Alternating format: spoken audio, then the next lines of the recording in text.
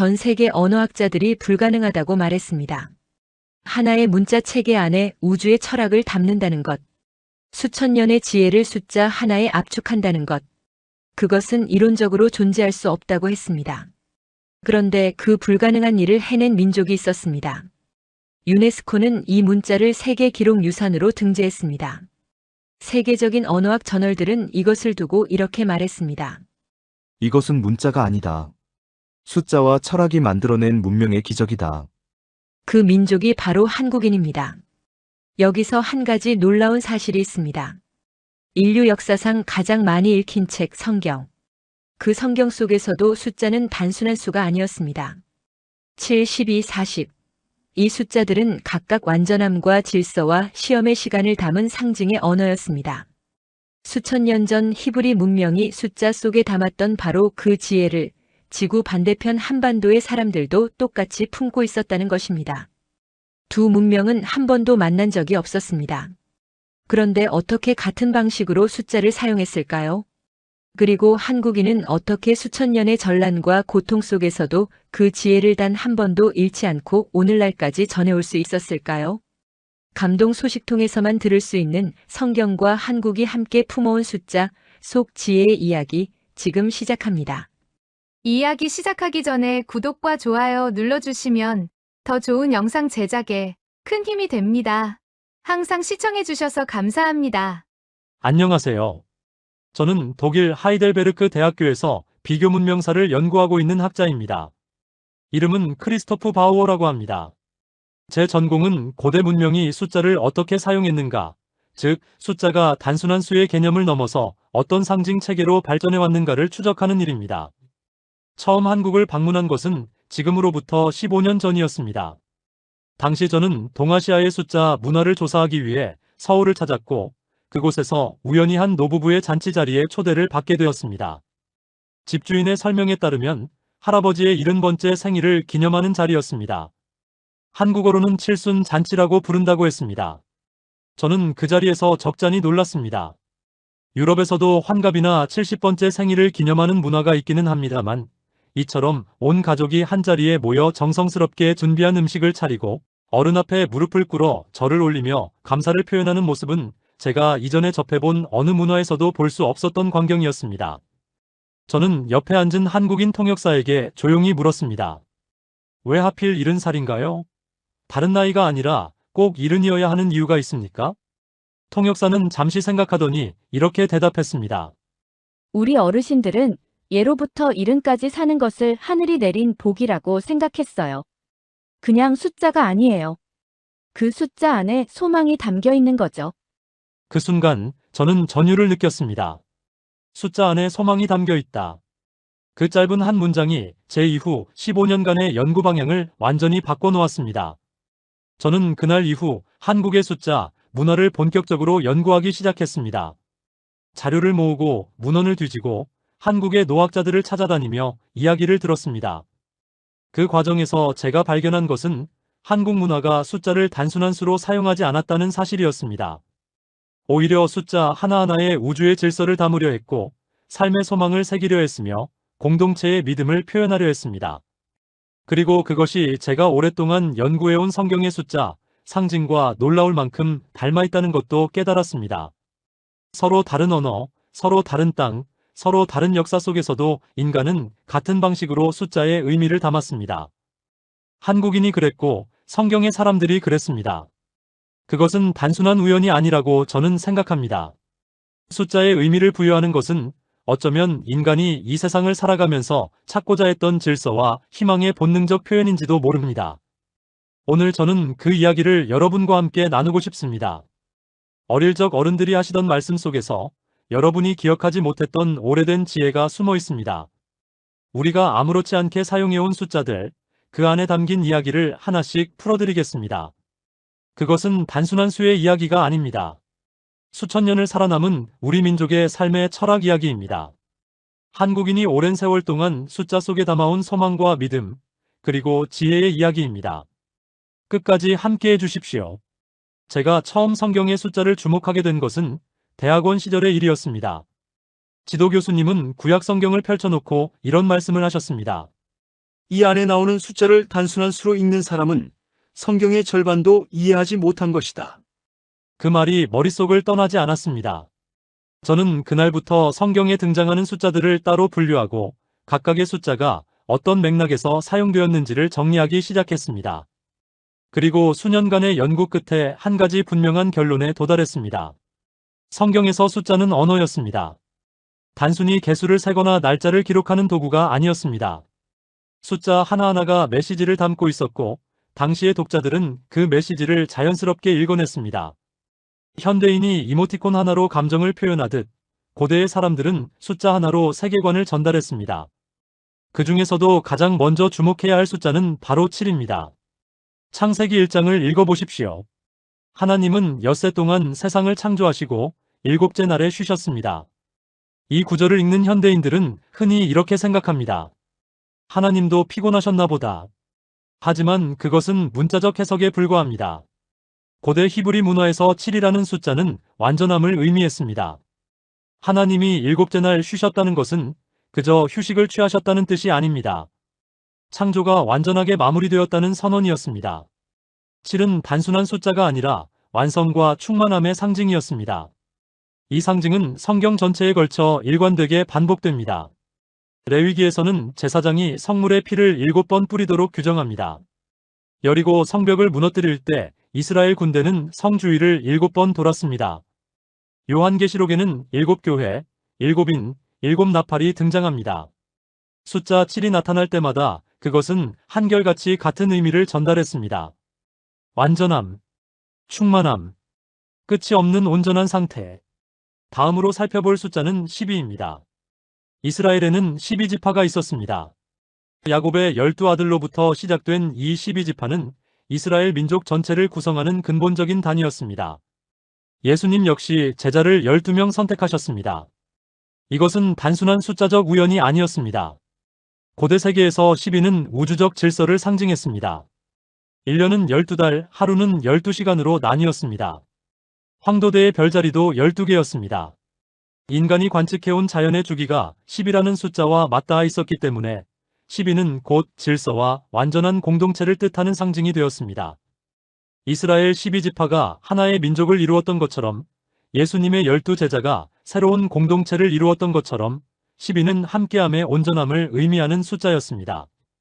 이처럼 성경의 숫자들은 각각 고유한 의미를 품고 있었습니다. 읽는 사람이 그 의미를 알고 있을 때 성경은 단순한 역사 기록이 아니라 살아있는 상징의 언어가 됩니다. 그렇다면 왜 고대인들은 이토록 숫자에 집착했을까요? 그 이유는 단순합니다. 숫자는 보편적인 언어였기 때문입니다. 말은 언어가 달라지면 통하지 않습니다. 하지만 숫자는 어느 민족에게든 어느 시대에든 동일하게 읽힙니다. 고대인들은 그 보편성 속에서 신성함을 보았습니다. 인간의 말로는 다 담을 수 없는 진리를 숫자라는 그릇에 담으려 했던 것입니다. 성경의 숫자 상징은 그래서 지금도 살아있습니다. 수천 년이 지난 오늘 우리가 여전히 완전하다는 말을 들으면 7이라는 숫자를 떠올리는 것은 결코 우연이 아닙니다. 그것은 오랜 세월 동안 인간의 마음속에 새겨진 상징의 언어입니다. 그리고 이제 우리가 향할 곳은 바로 그 상징의 언어가 또 다른 방식으로 살아있는 땅입니다. 성경에서 숫자 7과 12가 완전함과 질서를 상징했다면 또 다른 숫자 하나는 전혀 다른 의미를 담고 있었습니다. 바로 40입니다.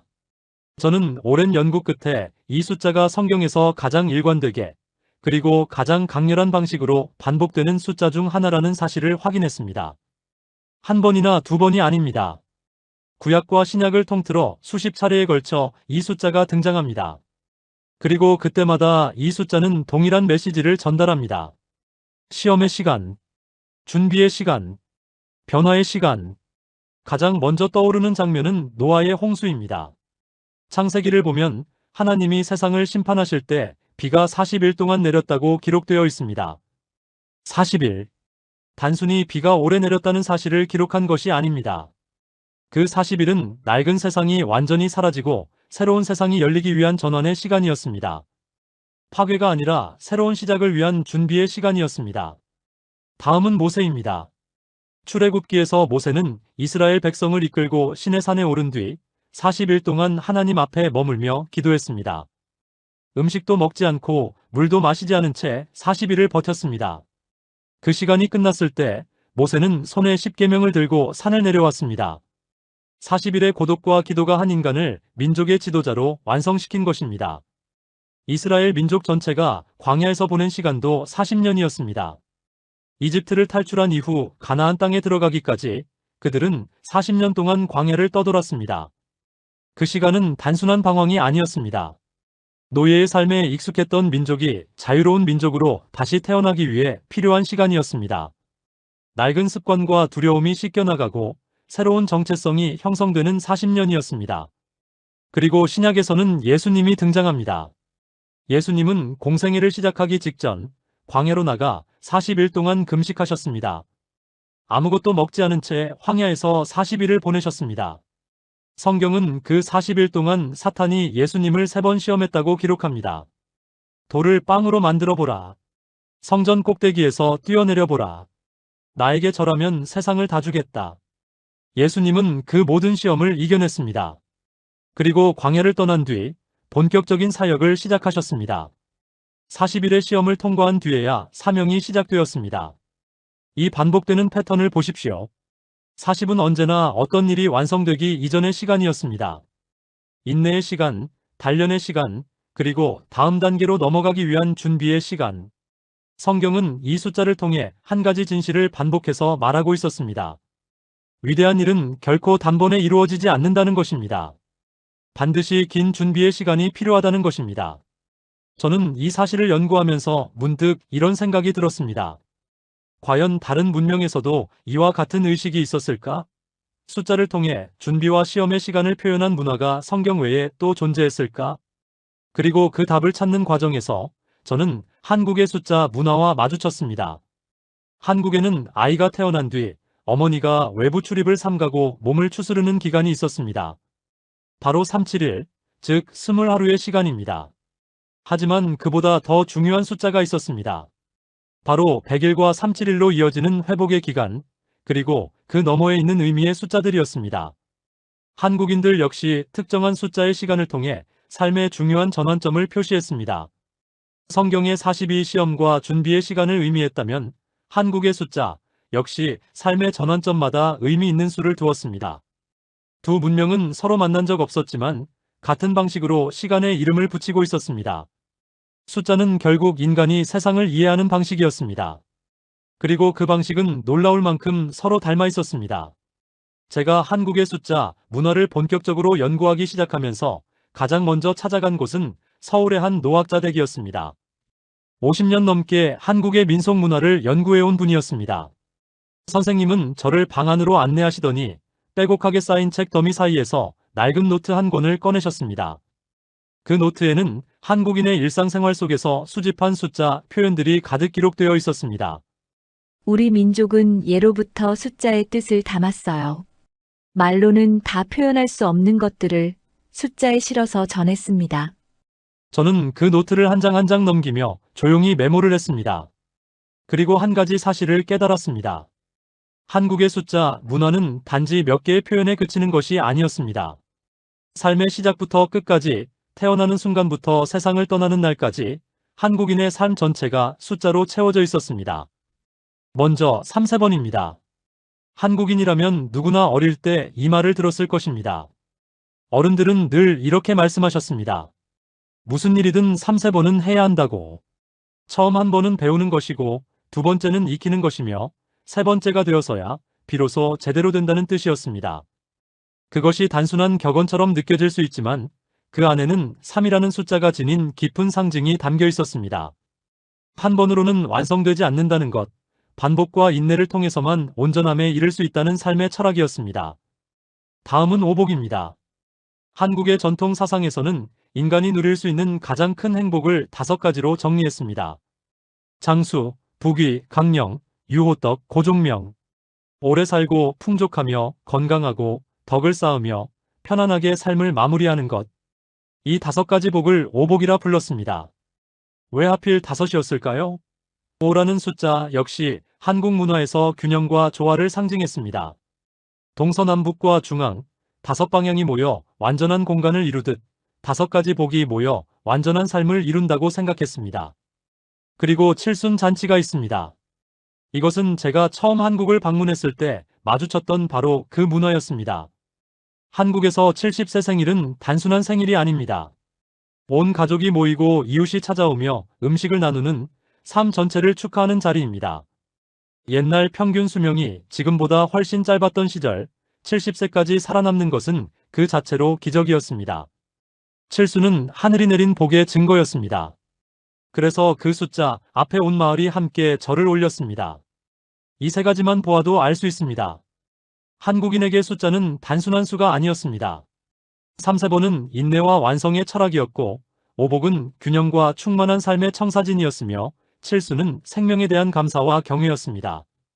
각각의 숫자 안에 삶의 지혜가 담겨 있었고, 그 지혜는 세대에서 세대로 말이 아니라 숫자로 전해졌습니다. 저는 연구를 거듭할수록 한 가지 사실에 점점 더 강하게 확신하게 되었습니다. 한국의 숫자 문화는 단순한 미신이나 관습이 아닙니다. 그것은 수천 년의 역사 속에서 정제된 생활 철학이었습니다. 어른들이 아이들에게 숫자를 이야기할 때 그것은 단순한 설명이 아니었습니다. 삶을 어떻게 살아야 하는가에 대한 가르침이었고, 세상을 어떻게 바라보아야 하는가에 대한 안내였습니다. 오늘날 한국의 젊은 세대들은 이 숫자들을 단순한 전통 표현으로 기억합니다. 하지만 그것이 어디서 왔는지, 왜 그 숫자여야 했는지를 아는 사람은 많지 않습니다. 그리고 그 의미를 알고 있는 세대는 바로 지금 이 이야기를 듣고 계신 여러분입니다. 여러분이 어릴 때 어른들에게 들었던 숫자, 이야기들, 그 안에는 우리 민족의 오래된 지혜가 살아 숨쉬고 있습니다. 한국의 숫자, 문화를 연구하면서 제가 가장 깊이 매료된 숫자가 있다면 단연 3입니다. 3이라는 숫자는 한국 문화 전반에 걸쳐 가장 폭넓게 그리고 가장 근본적인 방식으로 사용된 숫자였습니다. 단순히 횟수를 세는 숫자가 아니었습니다. 세상을 이해하는 방식 그 자체였습니다. 제가 노학자 선생님으로부터 처음 3에 대한 설명을 들었을 때 저는 잠시 멈춰서 생각에 잠겼습니다. 하늘이 있고 땅이 있습니다. 그 사이에 사람이 있어요. 하늘과 땅과 사람, 이 셋이 모여야 비로소 세상이 완성됩니다. 한국인은 수천 년 전부터 이것을 알고 있었습니다. 천지인, 하늘과 땅과 사람. 이 3가지는 단순히 하늘이 위에 있고 땅이 아래에 있고 그 사이에 사람이 산다는 물리적 설명이 아닙니다. 이것은 우주의 구성 원리에 대한 철학적 선언이었습니다. 하늘 혼자로는 세상이 완성되지 않습니다. 땅 혼자로도 사람 혼자로도 마찬가지입니다. 이 3가지가 함께할 때 비로소 조화가 이루어지고 세상이 온전해진다는 사상이었습니다. 한국의 한글 창제 원리에도 이 3제 사상이 녹아 있습니다. 훈민정음의 모음은 하늘을 본뜬 점, 땅을 본뜬 가로선, 사람을 본뜬 세로선, 이 3가지로 이루어져 있습니다. 글자 하나를 만들 때도 한국인은 우주의 3가지 원리를 담았습니다. 이것이 제가 처음 알았을 때 받은 충격은 지금도 선명합니다. 단순한 문자가 아니었습니다. 철학이 담긴 문자였습니다. 삼강오륜도 빼놓을 수 없습니다. 삼강은 군의신강, 부의자강, 부의부강으로 임금과 신하, 부모와 자식, 남편과 아내 사이의 3가지 근본 도리를 말합니다. 3이라는 숫자 안에 사회의 가장 핵심적인 관계 3가지를 담아놓은 것입니다. 세상의 모든 복잡한 인간관계를 단 3가지 원칙으로 정리한다는 발상, 그 안에 3이라는 숫자의 철학이 고스란히 살아있습니다. 삼신 또한 중요합니다. 한국의 전통신앙에서 삼신은 출산을 관장하는 신으로 새 생명이 이 세상에 태어나는 순간을 주관한다고 믿었습니다. 아이가 태어나면 삼신께 감사를 드렸고 아이의 건강과 장수를 빌었습니다. 한 생명의 탄생이라는 가장 신성한 순간에도 3이라는 숫자가 함께했습니다. 이처럼 한국 문화에서 3은 시작, 균형, 완성을 동시에 의미했습니다. 하나는 너무 적고 둘은 대립합니다. 하지만 셋이 되면 균형이 생깁니다. 셋이 되면 비로소 안정이 이루어집니다. 이것이 바로 3세번이라는 말이 수천 년을 살아남은 이유입니다. 한 번은 시작입니다. 2번은 배움입니다. 3번째가 되어야 완성입니다. 이 3단계의 과정을 통해서만 진정한 것이 이루어진다는 믿음, 그 믿음을 담은 말이 바로 3세번이었습니다. 저는 이 개념을 연구하면서 성경의 삼위일체가 떠올랐습니다. 성부와 성자와 성령, 세 위격이 하나를 이루는 기독교의 핵심 교리입니다. 3이라는 숫자가 완전하고 온전한 존재를 표현하는 데 사용된 것은 성경에서도 다르지 않았습니다. 동서양이 달랐고 시대가 달랐지만 인간은 같은 숫자에서 같은 완전함을 발견했습니다. 어쩌면 3이라는 숫자 안에는 인류가 공통적으로 직관하는 무언가가 담겨 있는지도 모릅니다. 하나로는 불완전하고 둘로는 충돌하며 셋이 되어야 균형을 이루는 이치. 그것은 수학적 발견이기 이전에 삶을 살아가면서 몸으로 익힌 지혜였을 것입니다. 어릴 적 어른들이 3-4번은 해야 한다고 하셨을 때 그 말씀 속에는 단순한 노력의 강조가 아니었습니다. 세상의 이치를 담은 가르침이었습니다. 서두르지 말라는 것이었고 한 번 실패했다고 포기하지 말라는 것이었으며 3번의 과정을 거쳐야만 비로소 온전해진다는 삶의 원칙이었습니다. 수천 년이 흐른 지금도 우리는 그 말을 자연스럽게 입에 올립니다. 그 안에 담긴 깊은 뜻은 잊었을지 몰라도 그 지혜는 여전히 우리 언어 속에 살아있습니다. 한국의 숫자 문화를 연구하던 중 저는 한 가지 흥미로운 사실에 주목하게 되었습니다. 한국인이 특별하게 여겨온 숫자들 중에서 7이라는 숫자가 매우 독특한 위치를 차지하고 있다는 것이었습니다. 앞서 성경에서 7이 완전함을 상징했다는 이야기를 드렸습니다만 한국 문화에서의 7은 조금 다른 결을 가지고 있었습니다. 완전함이라는 공통된 뿌리를 가지면서도 한국에서 7은 특히 삶의 축복과 장수라는 의미로 깊이 연결되어 있었습니다. 그 핵심에 바로 칠순이 있습니다. 칠순은 70살, 즉 70세를 뜻하는 말입니다. 한국에서 칠순은 단순히 나이를 세는 표현이 아닙니다. 그것은 하나의 삶이 얼마나 풍성하게 이루어졌는가를 확인하는 이 세상에서의 가장 아름다운 이정표 중 하나였습니다. 칠순의 다른 말은 고이입니다. 이 단어는 중국 당나라 시인 두보의 시 한 구절에서 왔습니다. 인생 70 고래희. 인생에서 70살까지 사는 것은 예로부터 드문 일이라는 뜻입니다. 이 구절이 동아시아 전체에 퍼지면서 70세라는 나이는 희귀하고 소중한 복을 받은 삶의 상징이 되었습니다. 제가 한국의 한 노인 복지관을 방문했을 때의 일입니다. 그곳에서 막 칠순을 맞은 할머니 한 분을 만났습니다. 할머니는 아이처럼 환하게 웃으며 말씀하셨습니다. 내가 이 나이까지 살 줄은 몰랐어요. 젊었을 때는 하루하루가 너무 힘들어서 내일을 생각할 여유가 없었는데 칠순을 맞으니 하나님이 나한테 큰 선물을 주신 것 같아요. 그 말씀이 오랫동안 마음속에 남았습니다. 숫자 하나가 한 인간에게 이렇게 깊은 의미를 줄 수 있다는 것이 놀라웠습니다. 칠순 잔치는 그래서 특별합니다. 그것은 단순한 생일 파티가 아닙니다. 자녀들이 부모님의 70년 인생을 되돌아보며 감사를 올리는 자리이고 가족이 한자리에 모여 지나온 세월을 함께 기리는 자리입니다. 한국인에게 칠순 잔치는 효의 실천이자 삶에 대한 경외의 표현이었습니다. 여기서 더 깊이 들어가 보면 한국 문화에서 7이라는 숫자가 장수와 연결된 것은 칠순에서만 그치지 않습니다. 칠성이 있습니다. 한국의 전통신앙에서 북두칠성은 인간의 수명을 관장하는 별로 믿어졌습니다.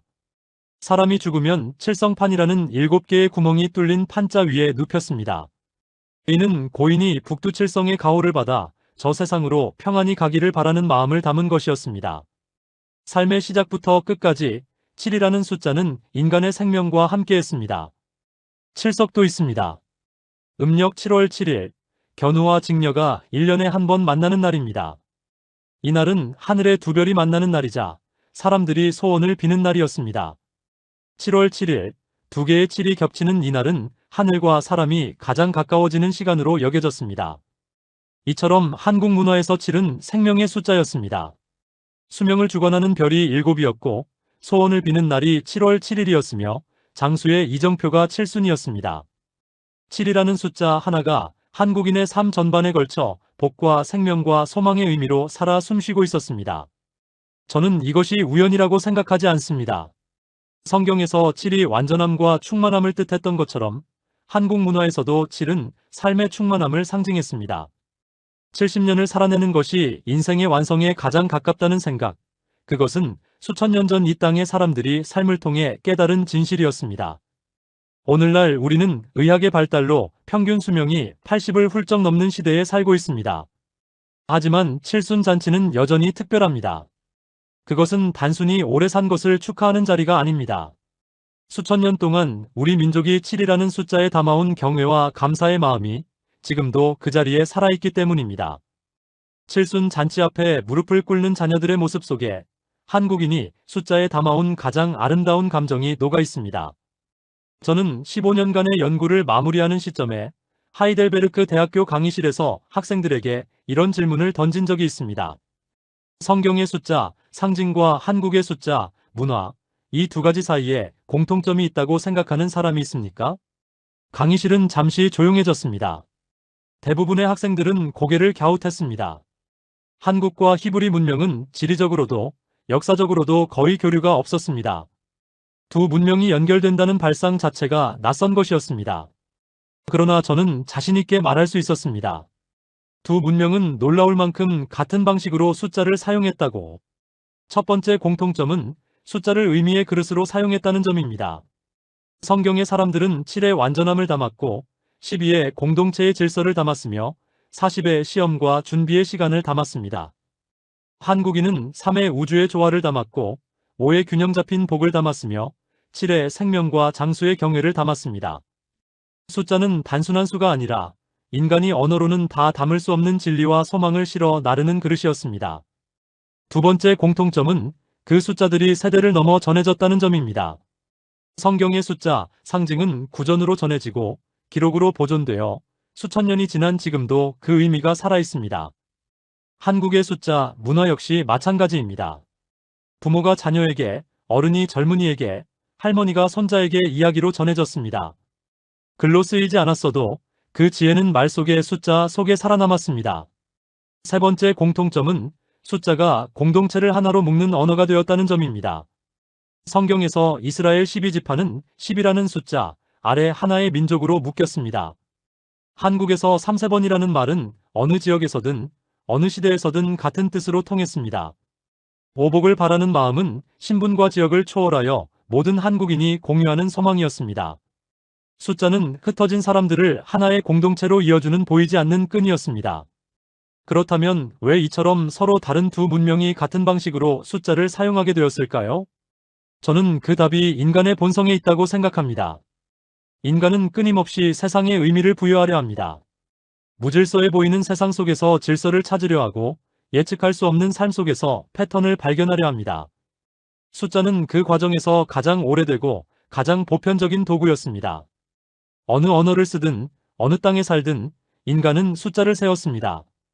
그리고 그 숫자 속에서 의미를 찾았습니다.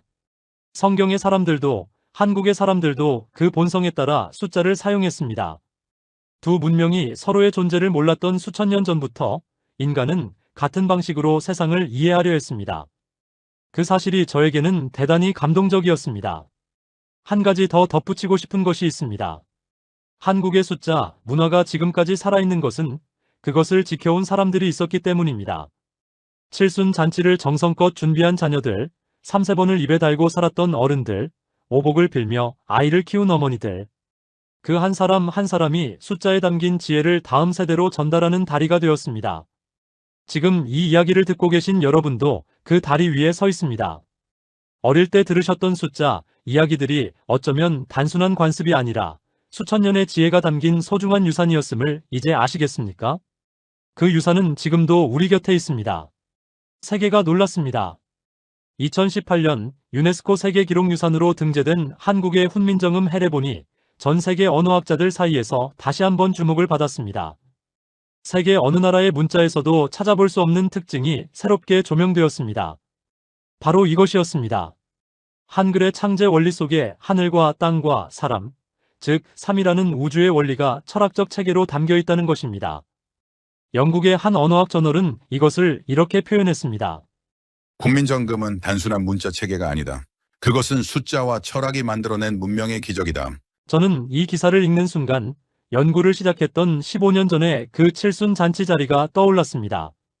노부부 앞에 무릎을 꿇고 절을 올리던 가족들의 모습, 숫자 하나의 소망을 담는다고 말해주던 통역사의 목소리, 그 작은 시작이 지금 이 자리까지 이어졌습니다. 한국만이 해낸 기적이 있다면 그것은 단순히 뛰어난 문자를 만들었다는 것이 아닙니다. 수천 년의 세월이 흐르는 동안 숫자 속에 담긴 철학을 잃지 않고 지켜왔다는 것입니다. 생각해 보십시오. 이 세상에 수많은 문명이 있었습니다. 찬란하게 꽃을 피웠다가 흔적도 없이 사라진 문명들이 있습니다. 그 문명들이 숫자 속에 담았던 의미들도 대부분 함께 사라졌습니다. 하지만 한국의 숫자 문화는 살아남았습니다. 수많은 외침과 전란을 겪으면서도, 식민지의 고통을 겪으면서도, 산업화와 현대화의 급격한 물결 속에서도 3세번이라는 말은 아직도 입에서 입으로 전해지고 있습니다. 칠순잔치는 오늘도 곳곳에서 열리고 있습니다. 그것이 기적이 아니고 무엇이겠습니까? 성경의 숫자, 상징이 3500년을 살아남을 수 있었던 것은 그것을 소중하게 여긴 사람들이 있었기 때문입니다. 기록하고 가르치고 전달했기 때문입니다. 한국의 숫자, 문화가 지금도 살아있는 것도 같은 이유입니다. 어머니가 자녀에게 3세번을 가르쳤고 아버지가 칠순잔치를 정성껏 준비했으며 할머니가 손자에게 오복을 빌어주었습니다. 문화는 거대한 기념비가 아닙니다.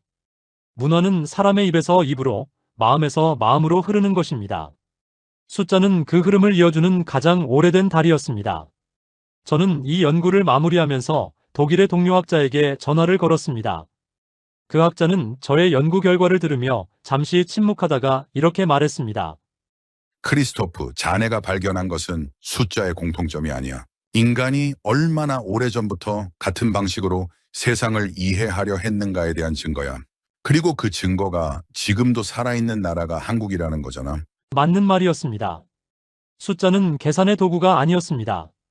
숫자는 문화였습니다. 한 민족이 세상을 어떻게 바라보는지, 삶을 어떻게 이해하는지, 그 안에서 무엇을 소중하게 여기는지를 담아내는 그릇이었습니다.